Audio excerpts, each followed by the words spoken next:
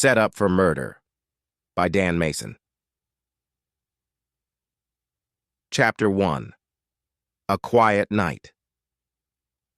James Reynolds is a hard-working family man with a quiet life in a small town. A man with love for his family, has Christian values and a sense of responsibility. He has financial struggles and begins a gun repair shop. There is distrust of the government. However, he goes by the rules. There is, however, a foreshadowing of tension in his life. Unknown to him, the government wants him out of the gun-making business. Chapter 2. A Knock in the Dark. In the dead of night, the peace is shattered by a no-knock warrant raid. Without warning, the ATF storms James's home under the pretext of investigating illegal firearms. Shots are fired and confusion reigns. James, thinking it's a break-in, defends his home, but the ATF shoots him. His wife and children are traumatized, left to deal with the chaos. Chapter 3. No Accountability. After the raid, the ATF's involvement is covered up.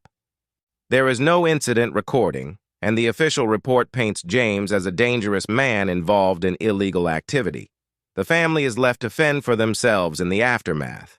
Media portrayal vilifies James, adding insult to injury. Chapter 4. The Legal Trap. James's wife, Laura, hires a lawyer to fight the charges posthumously. However, the federal court system is heavily stacked against her. Key evidence is withheld, and the family is denied the right to hold the ATF accountable. The courts strip Laura of her right to defend her late husband's name and take away any protections she might have sought for her family. Chapter 5. The Shadowy Connection. Laura begins to dig into the case herself, uncovering strange details that don't add up. She discovers that the raid wasn't a mistake. It was a setup. She starts hearing rumors of federal agencies like the CIA being tied to local gangs and possibly involved in her husband's death. The truth starts to unravel, showing how powerful interests are playing both sides. Chapter 6. The Unseen Hand.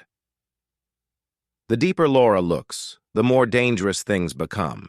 She starts receiving threats from anonymous sources, warning her to drop the investigation. It becomes clear that the people responsible for her husband's death are not just rogue agents, but are tied to a vast conspiracy involving gangs affiliated with government agencies. Chapter 7. The Gang's Role. Introduce a ruthless gang that works covertly with the CIA, acting as enforcers and cleaners. They monitor Laura and her children, trying to scare her into submission. This gang is responsible for a string of mysterious disappearances in the area, all tied to people who've crossed paths with these federal agencies.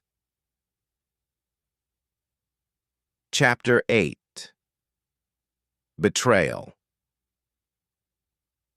Laura realizes that some of the people she trusts, friends, neighbors, even local law enforcement, are involved in this network.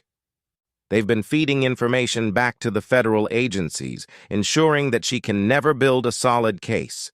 She feels increasingly isolated, with nowhere to turn. Chapter 9. The Hunt Begins. The gangs affiliated with the CIA escalate their threats. Laura and her children are forced into hiding, moving from place to place. She gathers a small group of loyal friends who still believe in her cause, but resources are thin. The fear of being tracked and killed becomes overwhelming.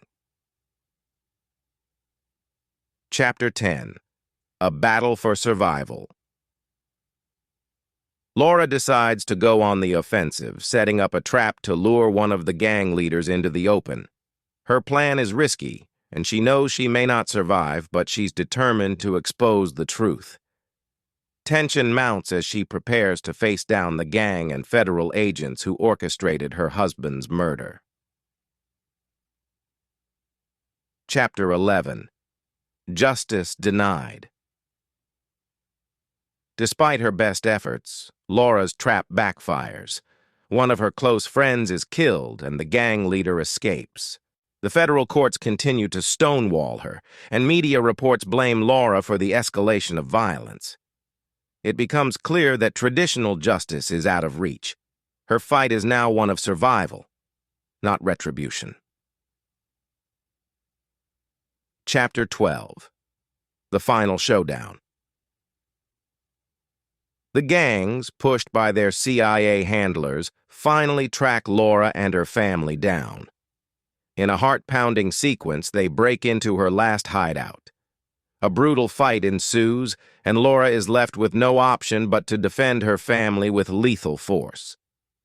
The gang members reveal in their dying breaths that they were paid off by federal agencies to keep people like her quiet.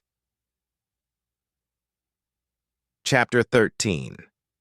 A Tragic Resolution. Laura survives, but at a great cost. With most of her family dead and her own future uncertain, she releases the information she gathered to independent media outlets.